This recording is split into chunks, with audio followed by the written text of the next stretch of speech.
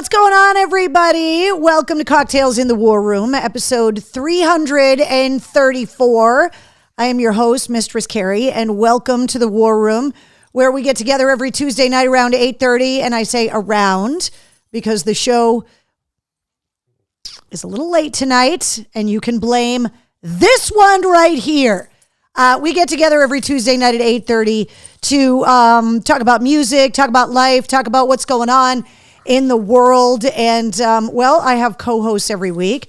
Allow me to introduce you to them. Wednesday and Friday. And right before we started the show, Friday decided to poop on the floor in the War Room. So not only did I get to clean that up, but it also smells like Friday's butthole in the War Room right now.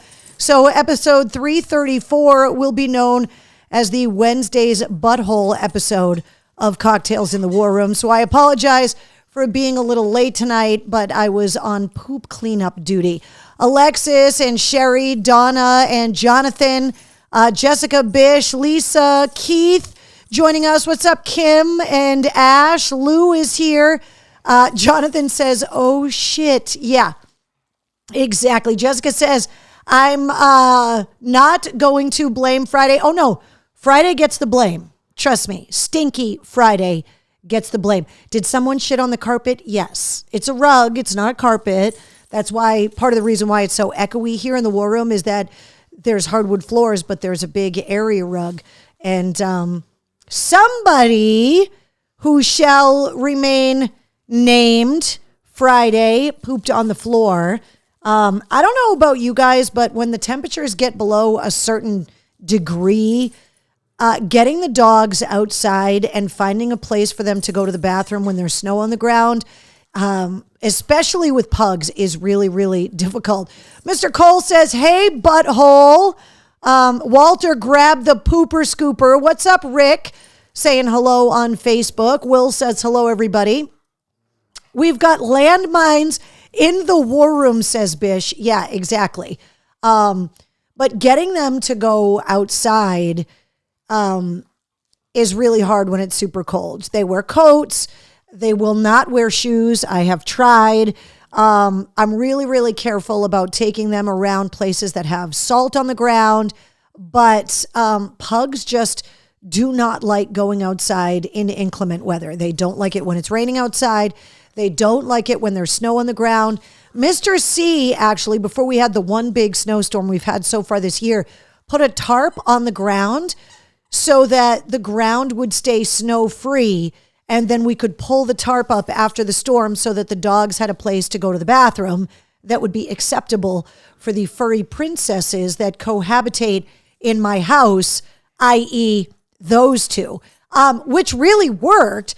But the problem is sometimes they just get so cold that walking them around until they find the perfect pee spot, they get too cold. I've actually had to walk them separately because they distract each other when they find like the perfect place to go to the bathroom. So this has been like the biggest stress of my life is where are my dogs going to go to the bathroom and how long can they be outside in the elements and trying to keep them from having accidents in the house because they're spoiled brats. So that's the biggest problem. Jessica says, how's the weather in Massachusetts? Well, today it felt like a heat wave because it was like 37 degrees. It's going to be in the mid 40s tomorrow. And by Friday, it's going to be in the 50s, which is going to literally feel like the tropics by the end of the week. But there's still snow on the ground at my house because it hasn't had warm enough temperatures to melt. So Debbie on Instagram says, trying to train my Labradoodle puppy. It is not going well, she says. Neat idea with the tarp. Jonathan, it actually worked really good. And I've seen people make TikTok videos about this. Yeah, don't mind me, Friday. Go ahead and just sit right there on my lap. I've actually seen people make TikTok videos about this, especially when it's a small dog, because the snow is too deep for them. Like anything more than a few inches of snow, and it's too deep for the pugs to go there. So putting a tarp down on the ground, and then when the snow finished, pulling the tarp up to give them a patch of grass or dirt or whatever where they can go to the bathroom. It actually worked really good. Learn from my mistakes that you have to pick the tarp up like right after, because if you get a day that the snow is going to melt a little bit, then the tarp freezes to the ground. So right now the tarp is half frozen to the ground, half not. I'm hoping by tomorrow that I'll be able to pull the tarp up totally, because they're looking for a new place to go to the bathroom. So they could use a little bit of a break, because the areas that we have cordoned off for the dogs to go to the bathroom so far, they're not pleased with the selection anymore. And it's gotten down to single digits a couple of times. And the dogs, like, I basically carry them outside so that their paws don't get cold, drop them, try to get them to go to the bathroom right away, and then pick them up and carry them back in the house, because there is no survival instinct when it comes to this one right here and also to that one right there. Are we keeping you up, Wednesday? No, you good? Here, do you want this? Do you want your little Santa toy? You okay? Yeah, your needy sister right now is sitting on my lap because the shitter, as we've been calling her, knows that she's in trouble, and she's kissing up right now to mom. Let's see. James says, really worked. We had a couple of Frenchies, and we used to do that. We used to take the snowblower and make a little track around the backyard, a figure eight or a big bone loop, and clear out the space and give them a place to run. Yeah, it works great. The problem is that if you get back-to-back storms or the temperature gets weird, like right now the snow is like ice outside. It's frozen because it's gotten just warm enough and then just cold enough. And so I'm hoping by the end of the week that it's just melted in general, so that we can just have access to the frozen grass for a while, because these guys are a little spoiled and they would like to warm up their paws. The pee pads, they eat them. Well, not they. When I say they, I mean this one. She thinks it's a toy, like when you drop a sock out of the laundry basket, and grabs it and runs around the house with it. The last thing she wants to do is pee on it. You heard me. Yeah, exactly. You know I'm talking about you. I've tried the pee pads. It doesn't work. I tried the pee pads when she was a puppy. She never wanted anything to do with them, like, at all. So I'm trying, and it just, fighting the weather has always been, I've had pugs since 1997, and the weather is always a problem, whether it be rain or snow or just freezing cold temperatures. It's just always a problem. Let's see. Hey, get out of there. You're not, get, stop eating your sister's Achilles. That's not nice. That's not nice. Move it. Go over there and sit down. Sit. Let's see. Yard is going to be mud by Friday. Oh, I know. Trust me. But at least if they can get access to the grass, at least for like a couple of minutes, that would be great, because we're having issues. The pee pads suck. Waste of money, says Debbie. I've been a house plant, only going out for rehab. It sucks, says Betty. Yeah, when it gets that cold, there is just no incentive to want to go outside at all. And when it comes to the dogs, they definitely don't want to go outside. So hoping for warmer temperatures. But then again, next week oh, yeah, see, it's all fun and games until somebody knocks over. Yeah, the Nutcracker. See what happens? I'm hoping we get a little bit of snow for Christmas. Like, we're never satisfied. We want snow for a white Christmas, but not too much snow. Yeah, I know. Snow is like cement out there right now, says Jane. Yeah, exactly. The Chihuahua I had used the pee pads all the time. So for me, it wasn't a waste of time. Yeah, Chihuahuas, actually, everybody that I know that has Chihuahuas, they use the pee pads great. Everybody I know that has pugs has this struggle. And I know a lot of pug people, because pug people they're like CrossFit people. When they have pugs, because they tell you. Pugs are just disobedient little spoiled brats. They're like little drunk old men trapped in dog bodies. And they know it to be true, right? Wednesday? You know what I'm saying is true, right? Yeah, exactly. Hold on. People on Instagram sometimes can't see you making faces at me, right? You don't like going outside and getting your dainty little paws wet. I know. But you still have to, unless you want to wear shoes, and I will put them on you. But no, you don't want to wear shoes, so you have to go outside. That's how it works. Jonathan is just laughing at me. It's just the beginning. More winter to go. Oh, trust me, I know. Trust me, I am very well aware. And Friday was a little, like, she was a puppy last winter. So, like, she's still kind of a puppy at 1.5 years old, but she's like a teenager, right? Right? A shitter teenager. You know what you did. All right, so I got to welcome everybody to episode 334. Coming up on the show, there is a date I need you guys to hold for an event that I just agreed to host. Can't give you all the info yet, but I got the date for you. And also coming up later on in the show, a discount code that will help you get some last minute shopping done in the online Mistress Carrie store before Christmas. So don't go anywhere. Okay. I want to remind you about all the places you can listen to me on the radio in case you're just tracking me down here on Instagram or Twitch or YouTube or Facebook. Yes, it's the same Mistress Carrie. Yes, you can still hear me on the radio. Weekdays 10 to 3 on Charleston's Best Rock in Charleston, South Carolina. We've got a free app that you can listen to the station on, and you can also stream at my98rock.com. You can hear me every weekday from 3 to 7 in Worcester, Mass, or on the free Pike app, or at pikefm.com. You can listen on 100 FM, The Pike in Worcester. You can also hear me every weekday afternoon on 106.3 The Bone in Portland, Maine. Download the free Bone app or go to 1063thebone.com if you want to stream the station live. And you can also hear me every weekday morning on Laser 99.3 and 98.5 in Springfield. You can download the Laser app or go to laser993.com.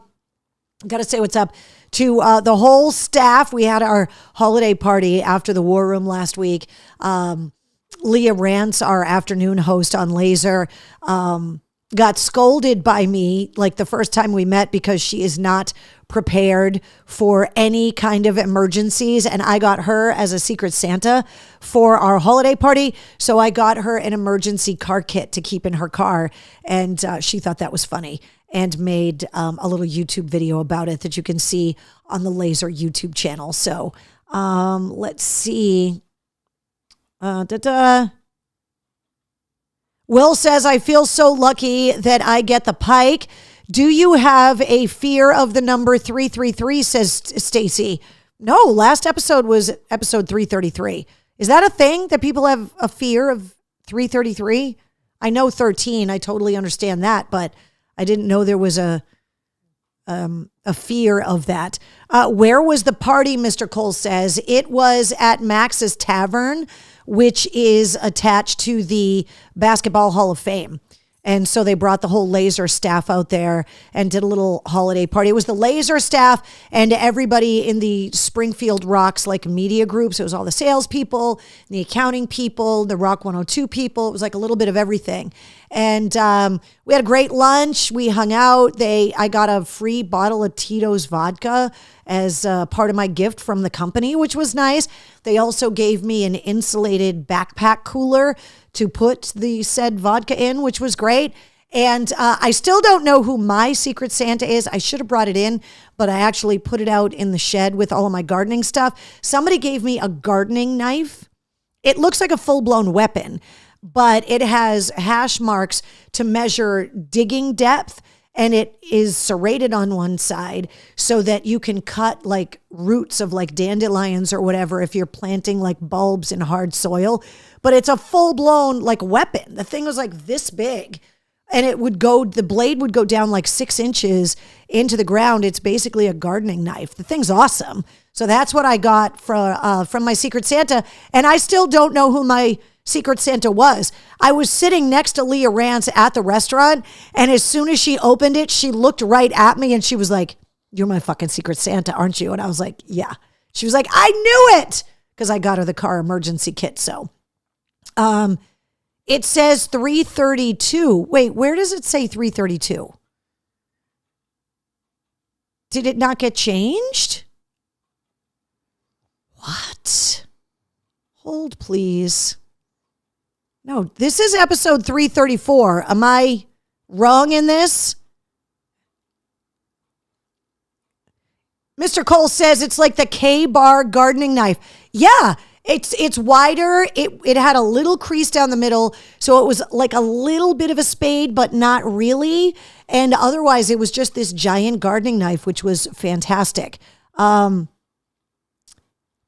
says, hey, all, won't be joining tonight. My baby had a surgery today.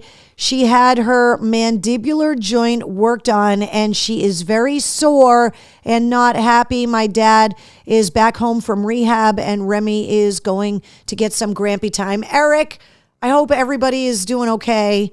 You don't have to make excuses why you can't be here. You know we're going to be here. Debbie on Instagram says, you're right. It says episode 334. Stacy, are you on the pot? Jonathan says it says episode 334 here. So, okay. Where does it say episode 332? Because now you got me all freaked out. All right, let's take a look at a cocktail recipe. We'll dive into the Booze and Vinyl book again. Friday, you got to get off my lap for a second. I can't read with you on my lap. Some of the books that Melissa got me at the Rock and Roll Hall of Fame, they're bartending books that go along with different musicians. So I thought we would do this one, the Black Sabbath Paranoid section.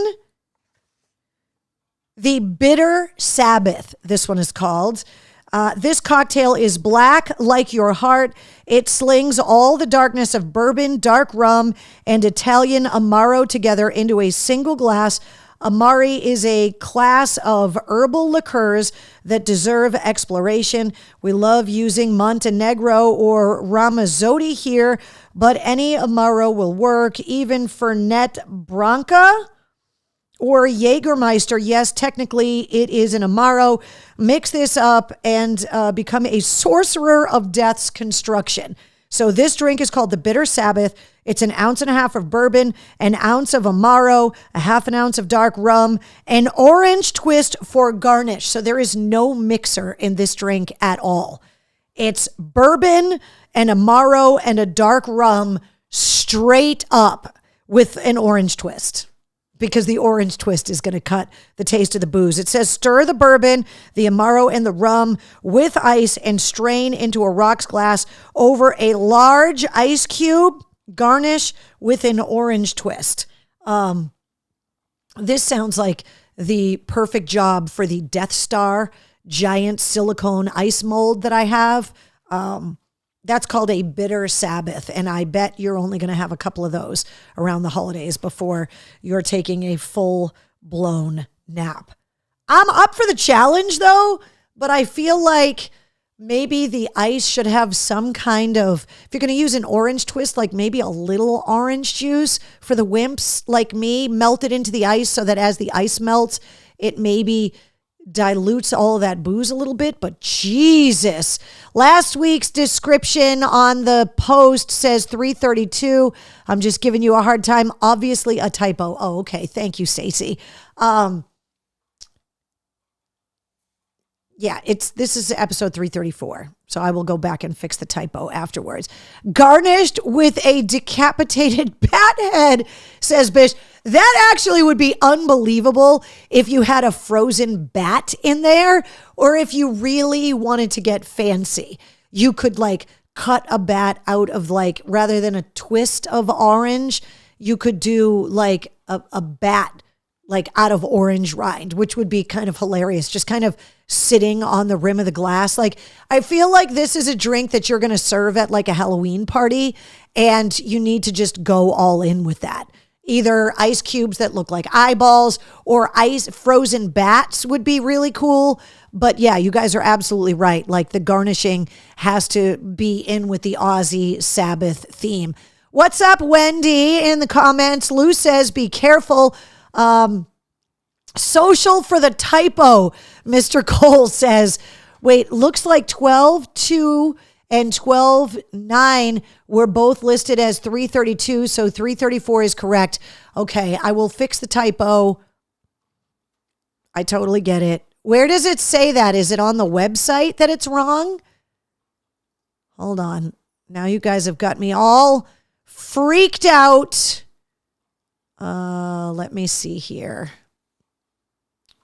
See what you did, Stacy? See what you did?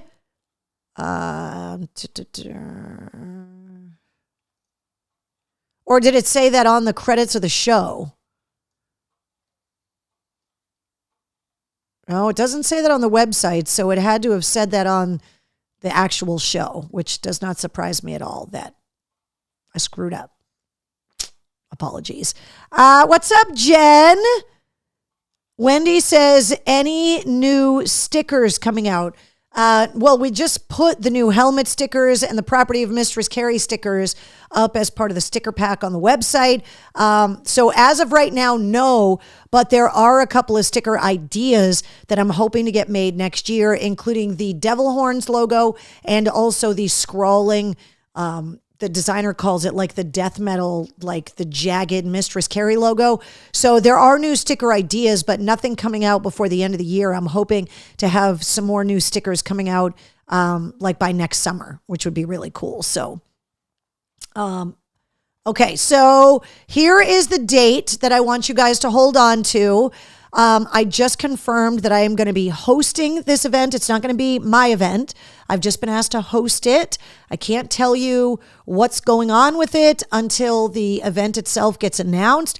They reached out to me today and asked if I would host it and told me that the participants in said event were willing to come on the Mistress Carrie podcast before the event at the end of January. And who knows, we might even be able to get them via Zoom here in the War Room before it happens. But this is the date, January 30th of 2026. It's not up on the event calendar yet, so just hold this date. But this is going to be something really, really cool. I do not know if it's going to be ticketed or first come, first serve yet. I don't have all the details, but this is a Saturday night, I believe, and you got to hold this date. So there you go. That's the date I need you guys to hold. All right, let's recap last week's episode 288. Des Rock's return to the podcast. And literally right after we recorded the podcast, he announced his North American tour that includes a stop at the Palladium in Worcester next year. So I'll go over that date with you. But this is an artist. We actually had our Pike holiday party last week, and this is an artist, me, Mike Shue, our big boss, Bob, say that 5 times fast. This is an artist that we were talking about at the holiday party because he's the kind of artist that if you're a little bit older and a little bit less inclined to be open to new music, this is an artist that I think you need to give a chance to. If you are one of those people that just thrives on finding new artists all the time, this is an artist you want to check out. And if you're the kind of person that wants to go and see an artist live before you really commit to deciding if you like them or not, his live show, a couple years ago, he played at Aura in Portland, Maine, and it was a show for the Bone. And I went up to, it was our show, so I hosted it, and I wanted to make sure that I watched him. And let me tell you what. If you're the kind of person that needs to be convinced based on an artist's live performance, this artist, when you go and see him live, is going to make you a fan. Des Rock's is unbelievable. And there are so many really cool old school rock and roll kind of fibers in his quilt. There's a little Elvis, there's a little Bruce Springsteen, but they're a 3-piece band. He plays guitar and sings. And I don't know how he does it because he doesn't stop moving the whole show. He's fantastic. Big plans for a new album in 2026. He has got music on video games. He's been contributing music all over the place, collaborating with different artists. So if you have not yet checked out Des Rocks, he was my guest last week on episode 288. And coming up, I'll give you the details on where you can go and see him. His only New England stop is going to be at the Palladium in Worcester. Episode 289 of the podcast comes out at midnight tonight. Jess Margera, the founding drummer from CKY. This is his first appearance on the show. And if you recognize the last name, it's because his younger brother is Bam Margera from Jackass. And when you hear their voices, they sound exactly alike. Obviously, you've had plenty of time to hear Bam Margera on TV, but Jess Margera talking about fatherhood, growing up a Margera. We spent a lot of time talking about drums and iconic drummers. We talked about the holidays. There's a lot of really great stuff in here. We talked about the pandemic and talked about what it's like to be a dad of 4 kids himself when he grew up Margera. So, even if you're not a fan of CKY, who just released their first, like a new song, they're getting ready to release more new music in the new year. And they're also getting ready to announce tour dates for next year. They are playing, I believe, Sonic Temple next year. And they're also going to Australia. So we had a good time talking about all of the koalas suffering from chlamydia down in Australia as well. So new episodes of the podcast go live every Wednesday. And episode 289 goes live at midnight tonight. Denise says January 30th is a Friday. I'm going to be at Tesla at Foxwoods. Oh, then it's a Friday night. The 30th is the right date. So I was wrong about it being a Saturday. It's a Friday. But hold that night. I do realize that Tesla is going to be at Foxwoods that night. Bish says, I love you telling us about new artists. That's part of the reason that I started the podcast all those years ago now. I mean, we talked about it in June of 2020 that there's not a place in Boston anymore where you can get turned on to new bands. The Bone in Portland, Maine is a radio station that plays a lot of new music.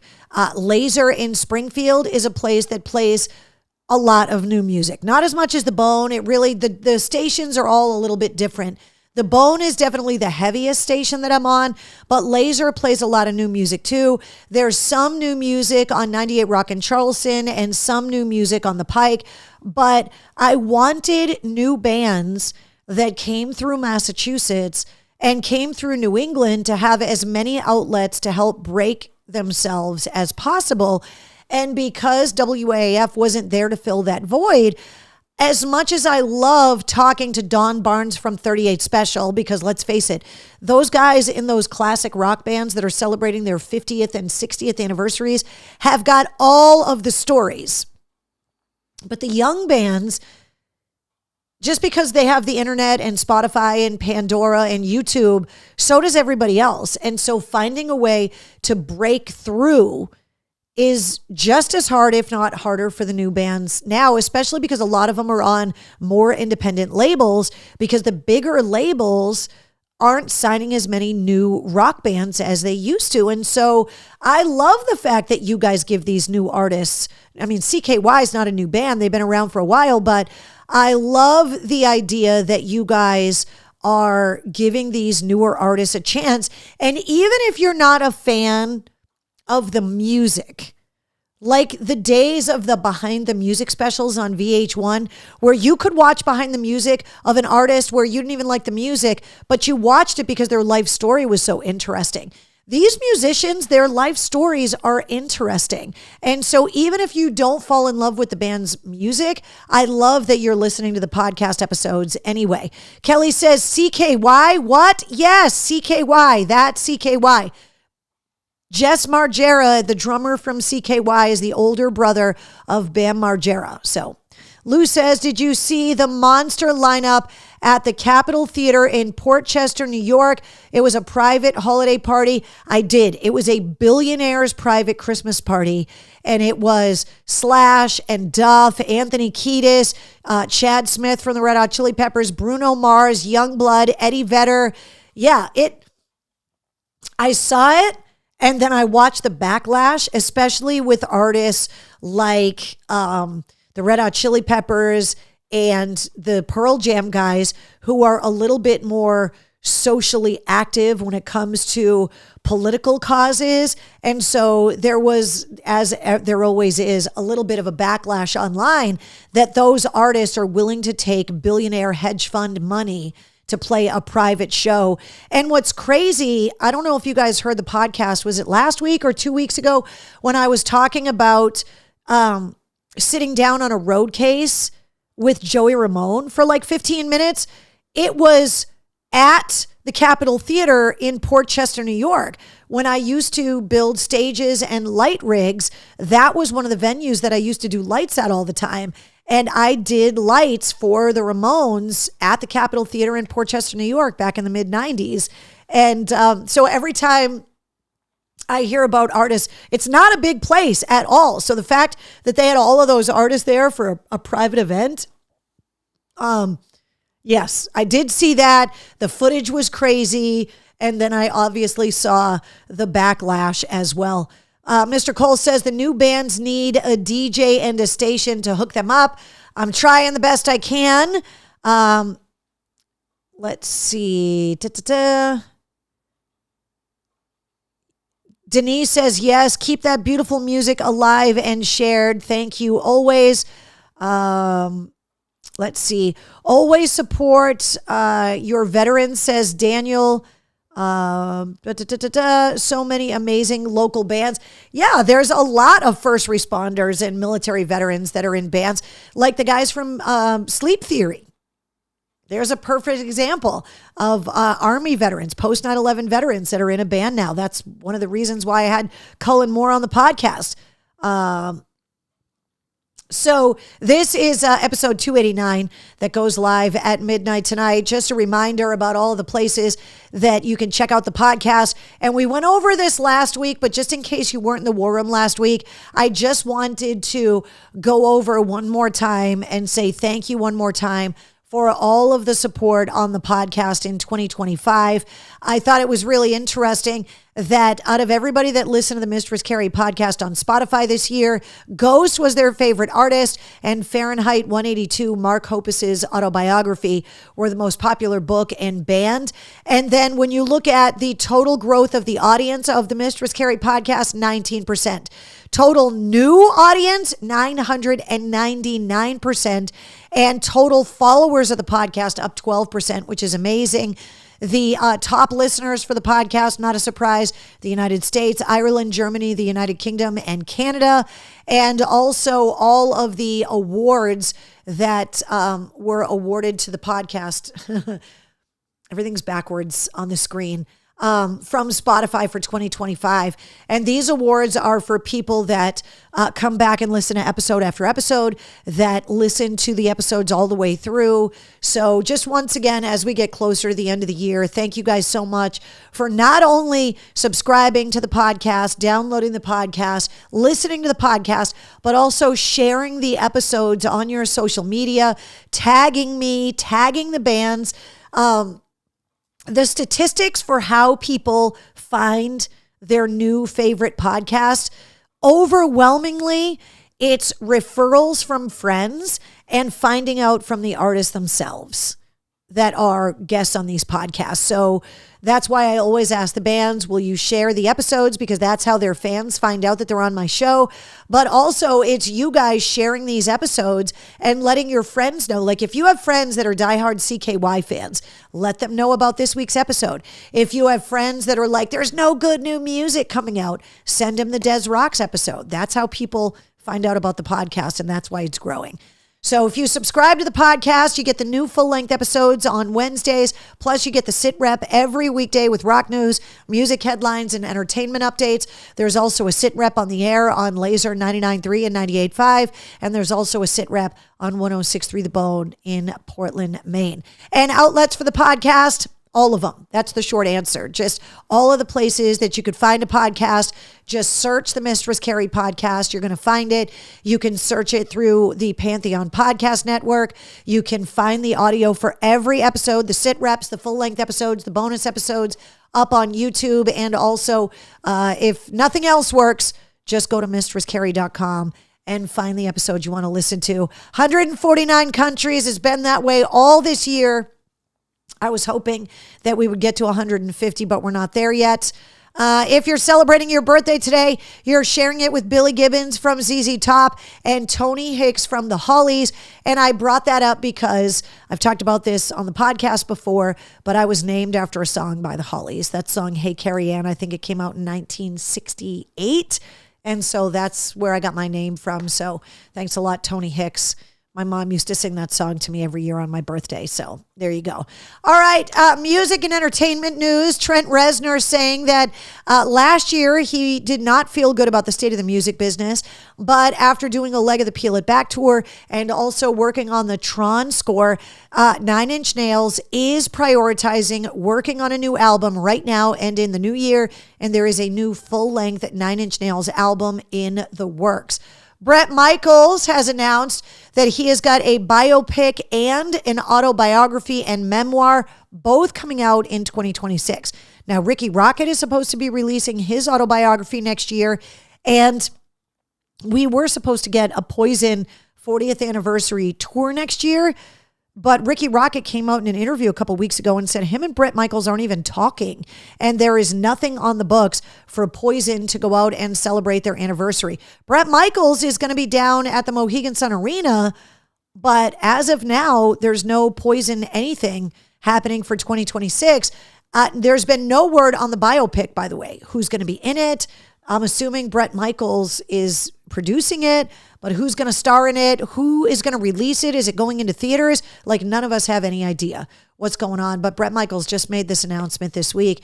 And obviously the biggest story of the week when it comes to entertainment was the murder of Rob Reiner and his wife, Michelle. Charges were filed against their son today. They are seeking 2 first-degree murder charges against their 32-year-old son, who it's reported has struggled with addiction and mental health struggles for years. And I guess he had been staying back at home with his mom and dad just over the last few weeks. The night before, I guess the family was at Conan O'Brien's Christmas party, and there were reports that the son was exhibiting antisocial behavior, and it's rumored that that's why Rob Reiner took him to the party so he could keep an eye on him. I read that online. I don't know if it's true or not. The Obamas were supposed to go out Sunday night with the Reiners because they've been friends for years, and Michelle Obama just confirmed that the day they were found murdered in their home, reportedly by their daughter, that night they were supposed to go out with the Obamas.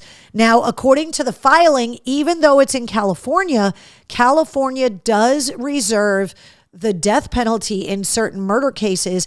And according to the charges, while they didn't go into all of the specifics about the nature of the crime, the way that it was described is that these murders would qualify the son for the death penalty. They also said that he did not appear in court because he was not medically cleared.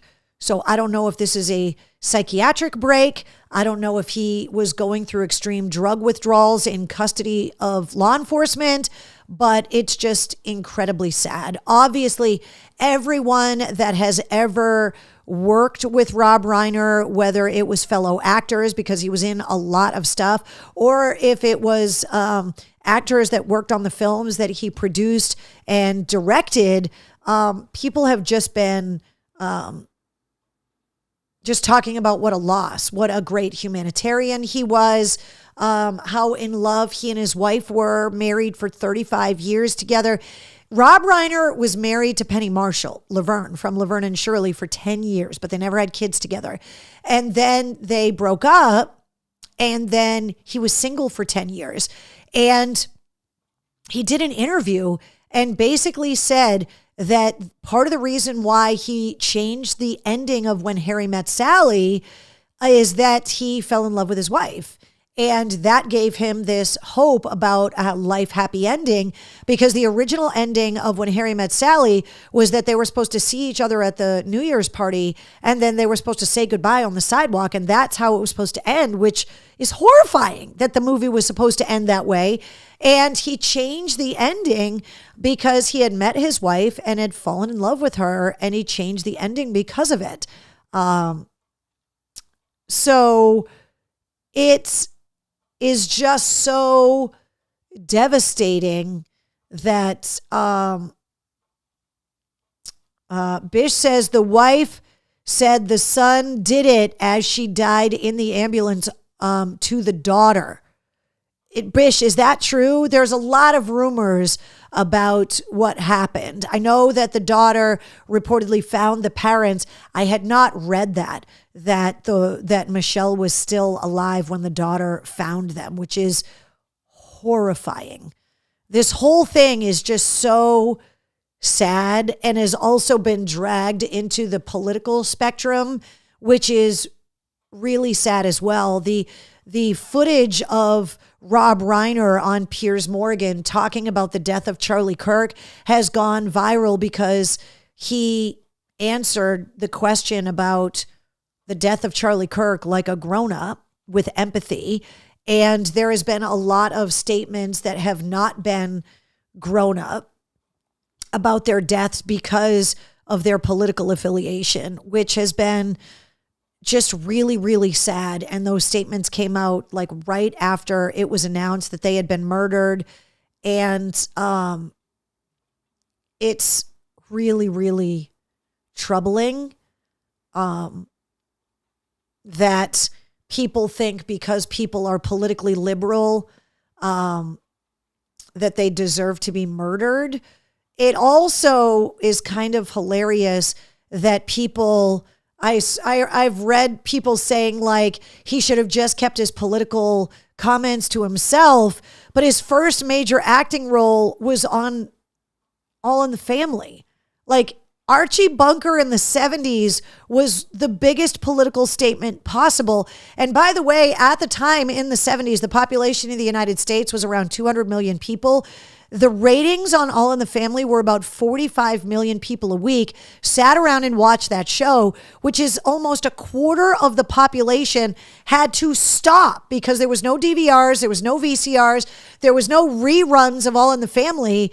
It was watch it when it airs or don't see it at all. And so a quarter of the population stopped each week to not only watch that show, but to have political discourse, generational political discourse because of that show. So Rob Reiner had been making political statements literally his entire career.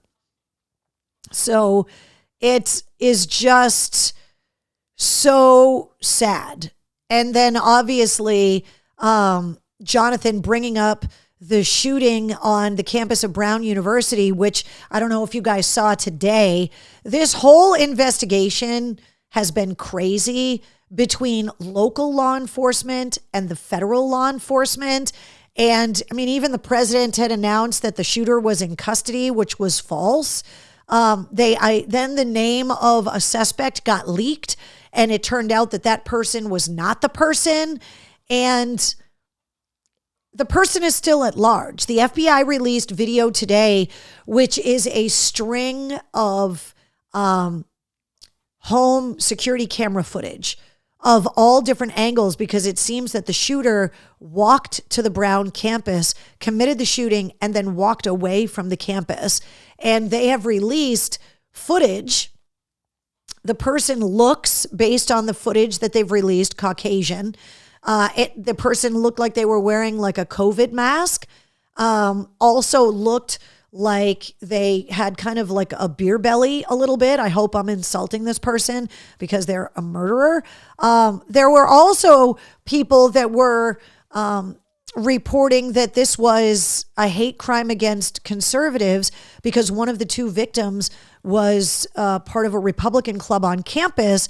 But based on the nationality of the other person that died and all of the other victims, once again, people trying to make a tragedy political, there's no evidence that this was politically motivated at all. So just all of the news, the Bondi Beach terrorist attack in Australia, the last few days have been really hard on the news. And by all accounts, the Reiners were amazing, charitable, wonderful people that were trying to help a troubled son, which, you know, when we have a greater conversation about violence in the United States, we always hear the same thing from our politicians, right? That there's the side that it's a gun problem, but in this case, they were stabbed to death, so it wasn't a gun problem. And then we hear that it's a mental health problem. And we always hear, well, it's mental health problem, but there has been no large scale investing in any kind of mental health help for this crisis that continues to happen in this country. And so these things just keep happening, that this violence just keeps perpetuating itself. And then people go like this, that it's political ideology, or that it's ease of access to guns, or it's mental health, or it's drugs. And they just keep going like this, and then horrible things keep happening. And it doesn't matter the political affiliation of the Reiners. This is a story that could have happened and does happen in the United States all the time. When you have a person that struggles with mental health struggles and they begin to try to self-medicate. And they try to self-medicate with alcohol, and they have run-ins with the law because of it, or they try to self-medicate with street drugs, or they try to self-medicate by abusing prescription drugs, or not taking the prescription drugs that they were prescribed. And the Reiners, by all reports, had done everything they could as parents over the years with an adult child that struggled with addiction issues and mental health struggles. And I think any parent, regardless of political affiliation, what are you supposed to do when your child turns 18 and struggles? It just goes, they had unlimited resources. They had plenty of money. But once your child is 18, it's very difficult to be able to take legal control over an adult child and to try and force that child to get help. And so this is a larger conversation about what resources are available and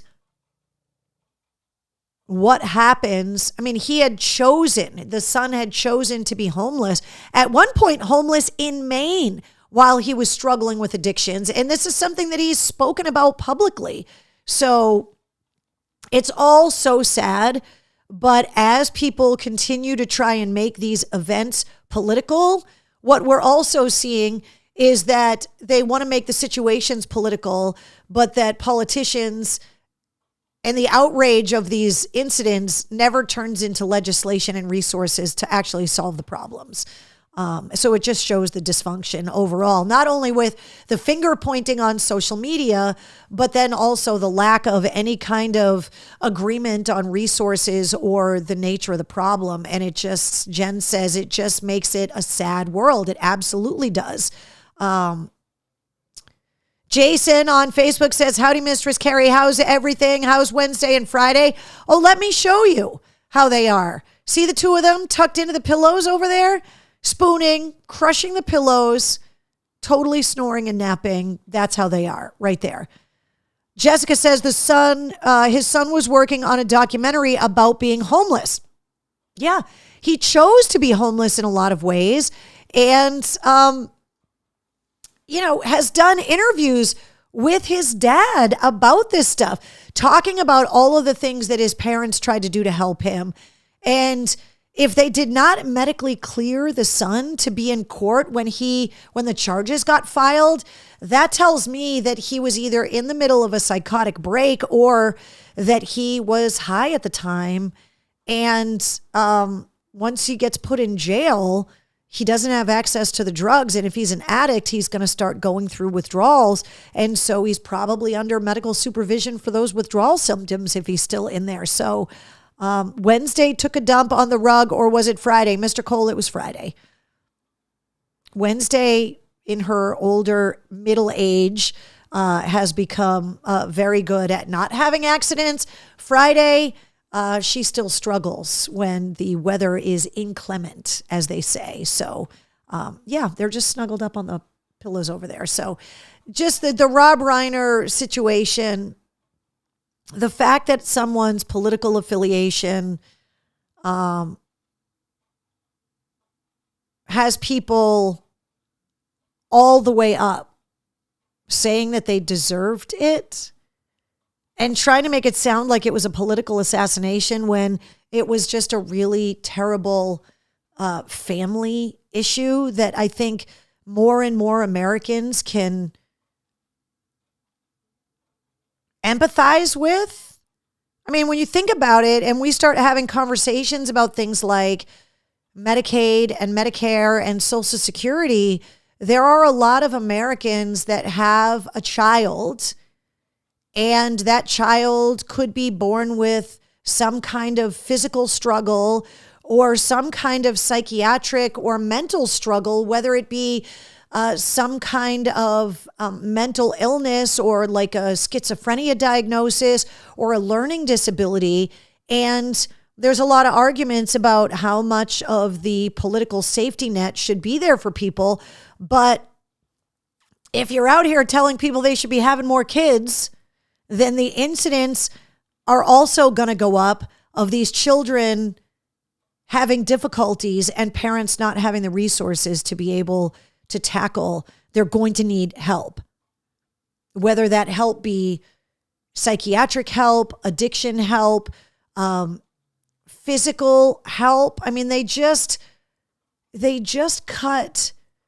I just read two things over the last week that they don't want to have sign language interpreters for White House briefings and press conferences anymore, and that they just changed the font on the State Department documents and websites, even though it has been scientifically proven that the font that it was changed during the Biden administration was easier for people with visual impairment and reading machines for blind people, that certain fonts are more difficult for those things to read.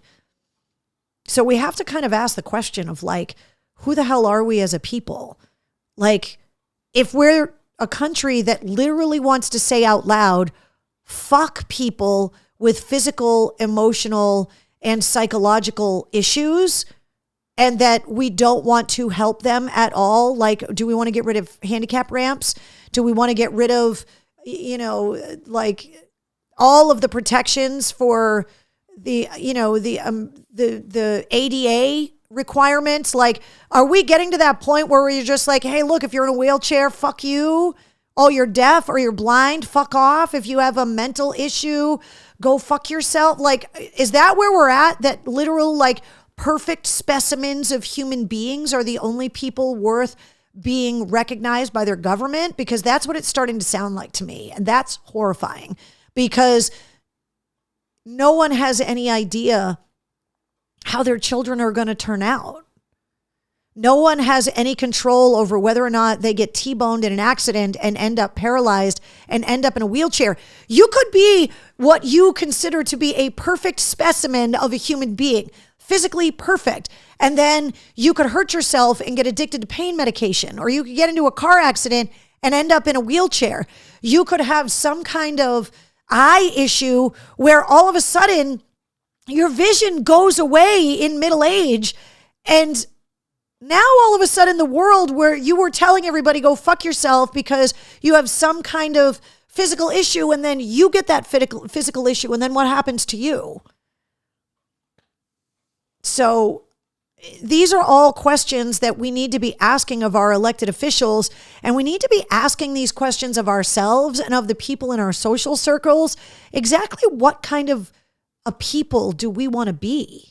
Like, what kind of a country do we want to be? What kind of human race do we want to be, where we are boiling things down to these extremes that are incredibly scary? Just imagine if you had a blind kid or a deaf child And they're like, yeah, we're going to stop using sign language interpreters. Even bands use sign language interpreters. We've talked about the guys from Coldplay that have special vests for deaf fans that react with the music so that deaf people can interact with the music that they're watching but can't hear. Like, what kind of people do we want to be? Like, what the fuck? Like, in all seriousness, what the ever living fuck? Like, where are we as a country where things like this are just said out loud with no recourse, with no pushback, with no nothing? Like, what the actual fuck?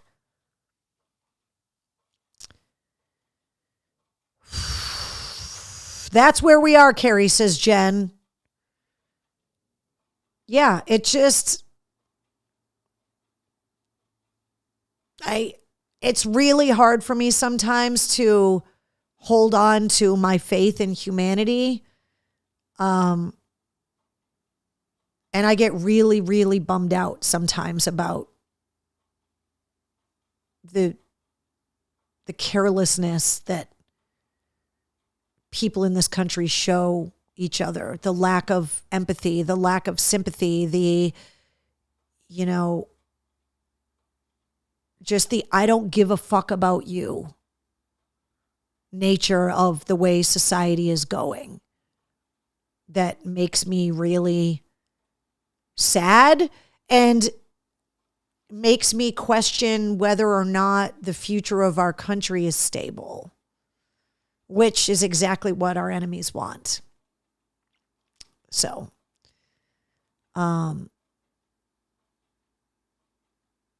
it's hard for me sometimes to keep a smile. It's hard for me sometimes to stay positive.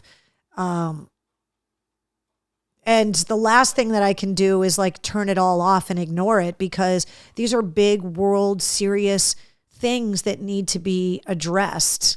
And if we're not demanding for our fellow Americans to be taken care of, then what the hell are we doing?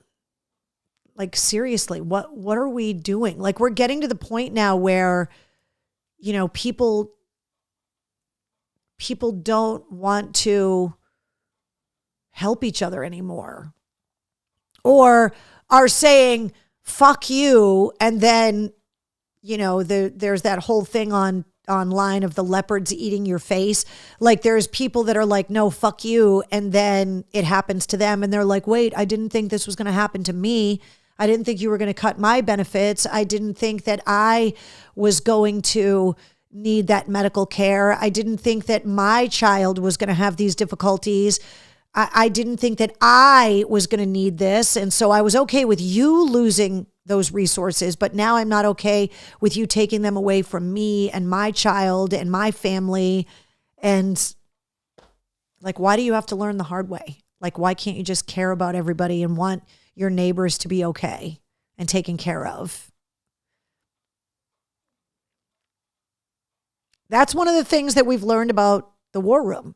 And one of the things that I'm so grateful for when it comes to us here is that while we try really hard not to dive into politics, we do agree in the basic community and love of each other in this place that we've created over the last 5.5 years. And we agree that there's a certain level of empathy and community that needs to happen. And if it can't happen on a grand scale, then it's happening in small scales, like what we do here on Tuesday nights, which I'm super grateful for. Bish, thank you for the much needed update. Bruins are up 4-1, which is great. Lou says it's okay. People are feeling the same way that you do. Jessica says, that's why I don't like to watch the news. The problem, Jessica, is that's part of the problem, is that the people that are pushing all of this negativity want you to stop watching the news, because as soon as you stop watching, that's when they're going to do the really bad stuff, because you're not watching anymore, because you have developed a callus. You have been carpet bombed to the point where it's emotionally too much. And that's what they want. They want fatigue. They want you to not be able to care anymore. They want you to be exhausted from being upset all the time. And that's when they're going to slip one past the goalie. That's how it works. And so while I can totally empathize with the idea of not wanting to watch the news, there's a lot of people that are just like, I just can't even get involved with politics anymore. I can't vote anymore. That's what they want. That's what they want. That's what they want. So please don't do that. All right, let's talk about some concerts, some places where we can get together to enjoy live music together. We were talking about Trent Reznor working on new Nine Inch Nails music, another leg of the Peel It Back tour going out next year. Stop at the TD Garden. Bad Omens will be at the Garden. Weird Al at the Garden. Even Weird Al is upset. Did you see his straight up cover of Rage Against the Machine? The hashtag Angry Al or Angry Albert. That's why that was going around on the internet last week. Weird Al covering Rage Against the Machine. Iron Maiden and Rush all headed to the TD Garden in 2026. The DCU Center has got Bring Me the Horizon and Journey. Shows are getting announced literally almost every day now, so you got to keep your eyes on the concert calendar at mistresscarrie.com. They have not yet announced more rock shows at Big Night Live, but they're coming. The Xfinity Center filling up its calendar. Hardy, Evanescence, Train, Chicago and Styx, Motley Crue, Tesla and Extreme, Avenged Sevenfold and Good Charlotte, Lynyrd Skynyrd and Foreigner, with more shows coming. There's a bunch of tours that are holding off announcing until after the new year. They're coming.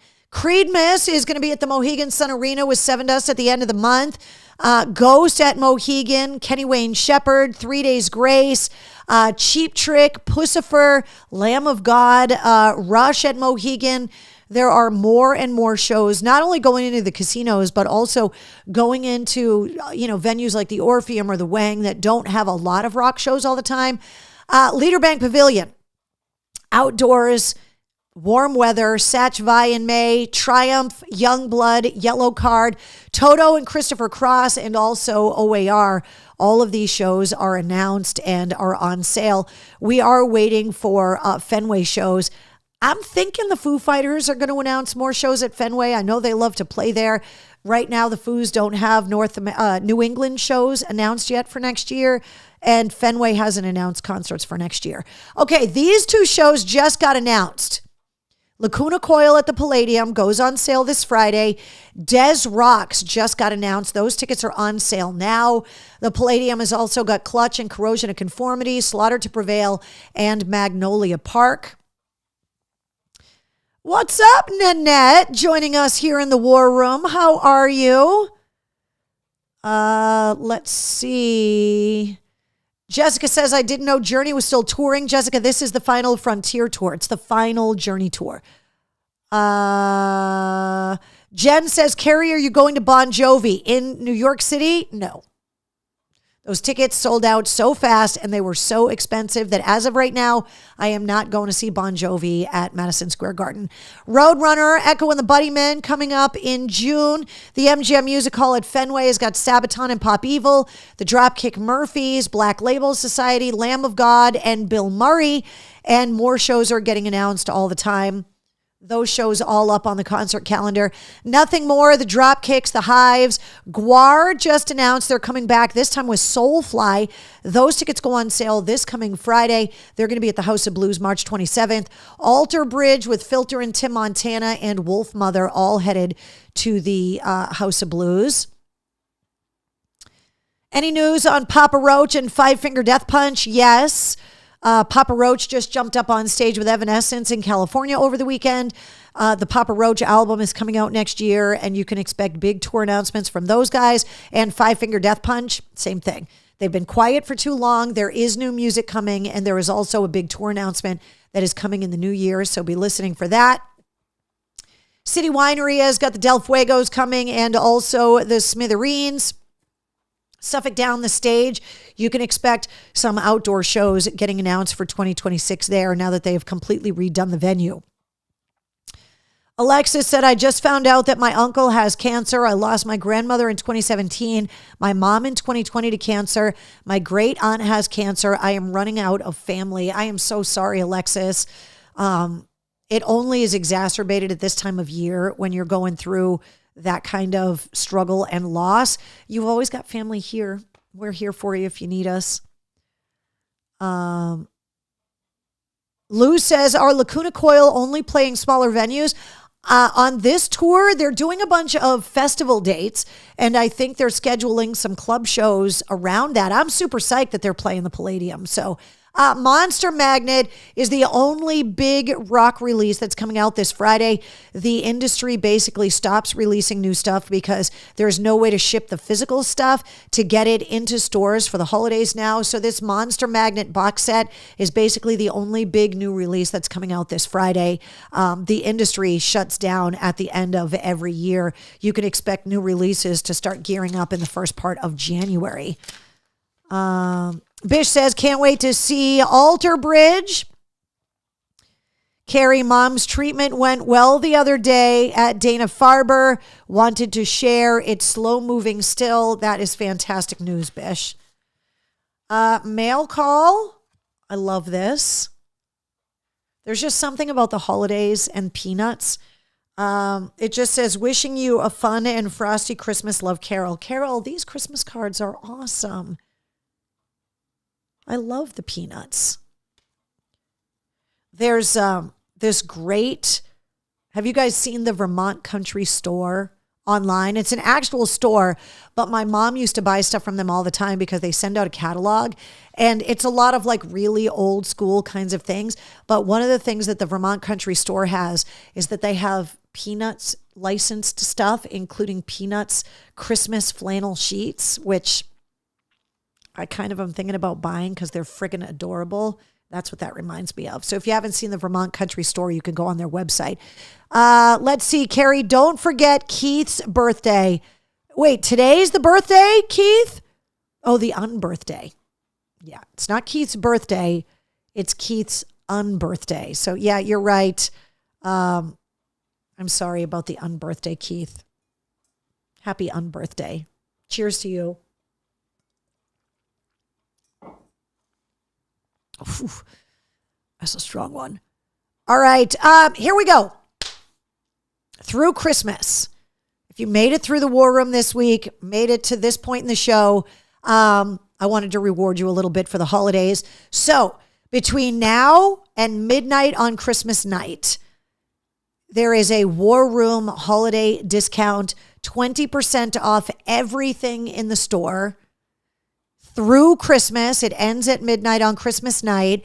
If you order stuff, it ships within 24 hours. I cannot tell you how long. I ship everything priority through the post office.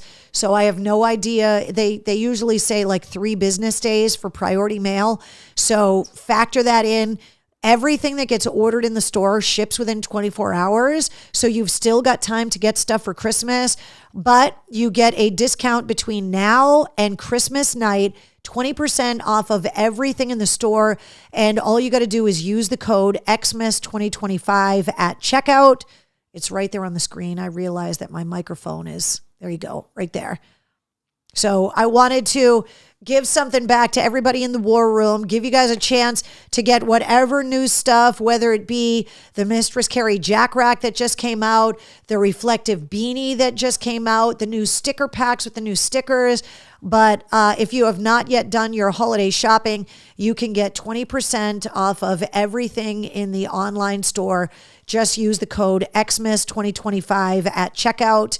And it'll get shipped ASAP. Everything ships within 24 hours. So get shopping. And Mistress Carrie Backstage Pass holders, we did our live stream last week. I'll have more details like right after the holidays about our live stream for next month, and also some travel that I'm going to be doing in the early part of 2026 we'll talk about. I'll also fill you guys in on some of the podcasts that are getting scheduled for early next year as well. And the concert ticket giveaways, those are coming by the end of this week. I just got emails about a couple shows I was waiting on. So I have got some concert ticket giveaways for Backstage Pass holders before the end of the year as a little holiday gift to you guys. So be on the lookout through Patreon by the end of this week for some really cool ticket giveaways. So if you don't have a backstage pass yet, you can go to patreon.com/Mistress Carrie, or just go to mistresscarrie.com and click the Patreon logo. One more time, a reminder of all the places that you can find me online, all the radio stations that you can listen to me every weekday, and all the radio station apps and websites that you can stream the stations. And a reminder about the Veterans Rock Group on Facebook that is growing all the time. If you are a veteran, if you have a veteran in the family, if you volunteer for a veterans nonprofit or a veterans-based event that you're trying to get people to know about, if you are a civilian that wants to help veterans, if you are a business owned by a veteran, if you are a business looking to hire veterans, or you just want to be involved, that's what this public group on Facebook is all about, the Mistress Carrie Veterans Rock Group. There's a lot of holiday drives that are happening.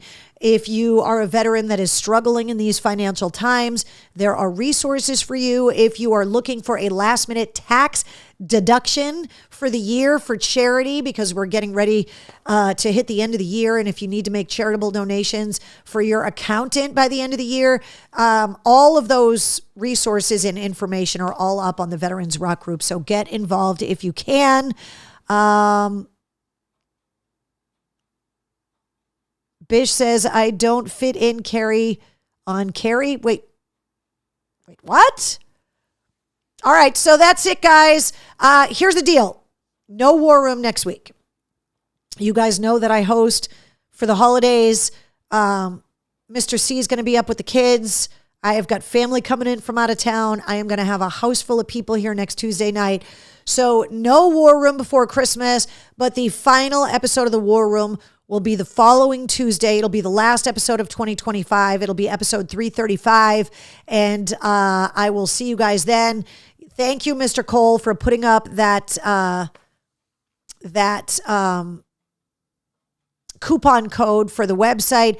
20% off of everything in the store. Use the coupon Xmas 2025, and that ends on Christmas night, so that I'm giving you plenty of time to get your last minute gift giving.